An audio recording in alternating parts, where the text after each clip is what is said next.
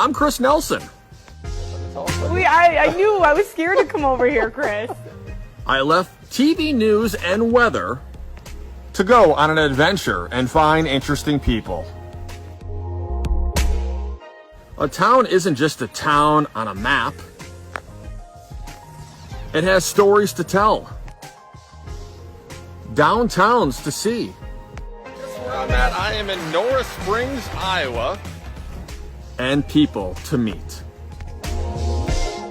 It's Town to Town with Chris Nelson. Mitchell County Regional Health Center, Osage, St. Ansgar, Riceville. Appointment same day or next day. Mitchell County Regional Health Center, your trusted healthcare partner for life. Those who work and live in the North Iowa community of Riceville share a rich history. Jess Maurer is just one part of the family-owned Riceville Lumber Company and LP. As the name indicates, this place provides all building materials and LP needs for those who need them. Jess comes from a long line of business folks who just want what's best for a community they love. It's really good to have a business in the hometown because I've always been passionate about my hometown. Even before we took over, I would be here probably more than I should have been. A lot of the people I've encountered in this town of under 1,000 are yet another generation calling Riceville home. The hometown feel is legit. Many like Jess Maurer are born and raised here and then return to their roots. When it comes to the business side of things, the lumber and propane company aims to keep prices down, and management is committed to retaining and remaining competitive with the big box stores. That effort is paying off.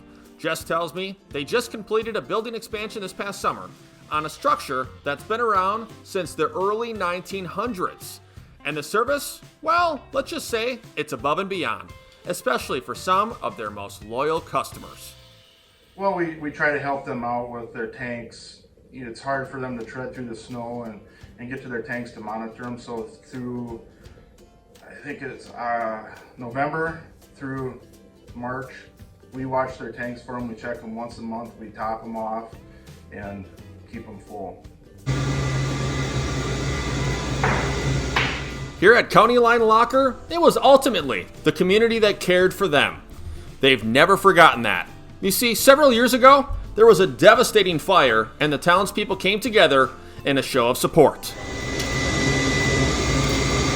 Today, it's a state-of-the-art processing plant.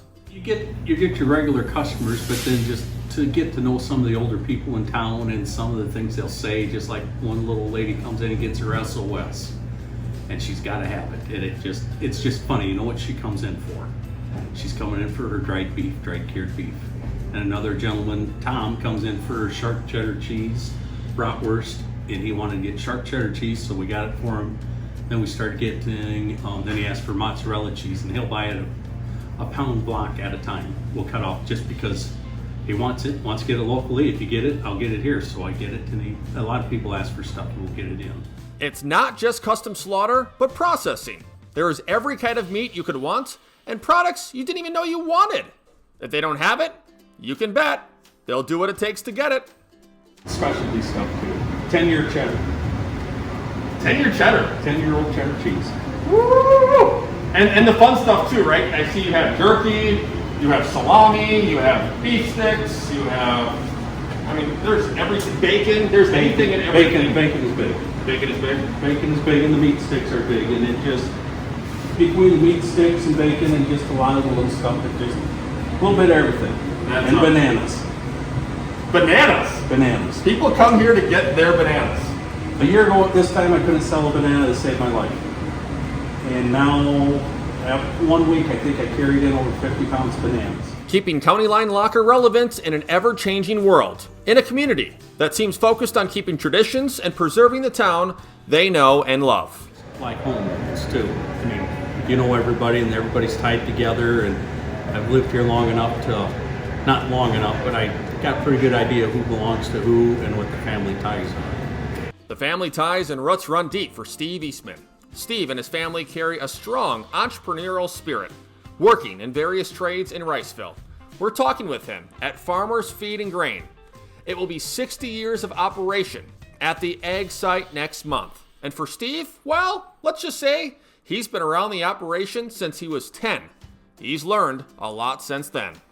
I would use probably one of my largest phrases is surround yourself with good people. That's the critical part of success. You can't, in a business like ours, our family can't do what they would do without quality employees and quality customers. I mean, customers are number one in our standards, and our employees are number two, and our employees' families are right behind that. So it's very important to support that, and that's the reasons we support the community, not only Riceville, but the communities that we have our businesses in. Here at Farmers Feed and Grain, they deal with all things agricultural, from grain drying and storage to seeds and crops and feed for livestock.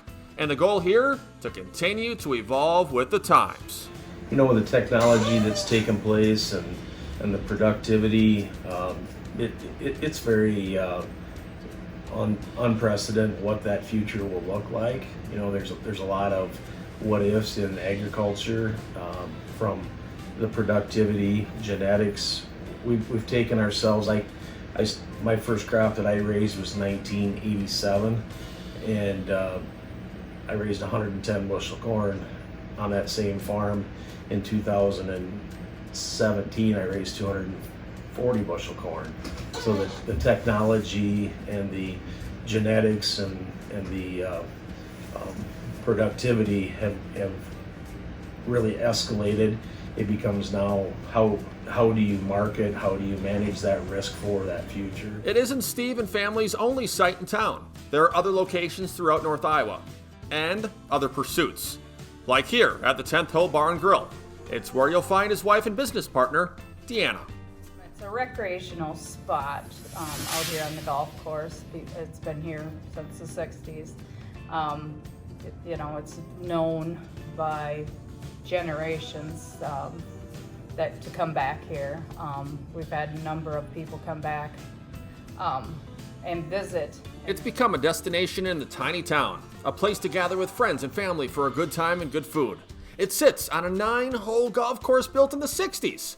There's room to hang out afterward and a setup downstairs that caters not only to wedding parties, but even the next generation. Yeah, we got to hold prom down here for the kids, so they had an enjoyable night. The DJ was down here, and other than the floor shaking just a little bit, it did not disturb the guests upstairs.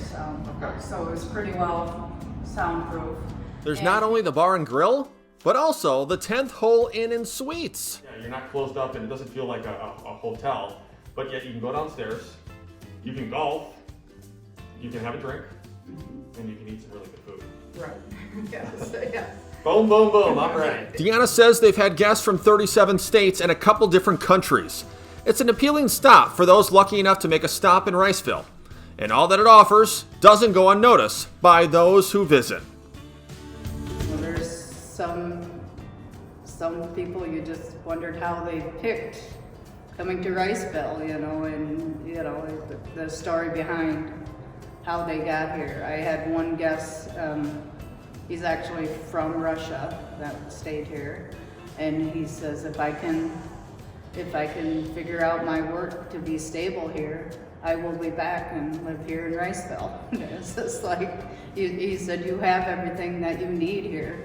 Honestly, it seems like life is good here in Riceville. Those living and working here have everything they need. People who care, a community with heart.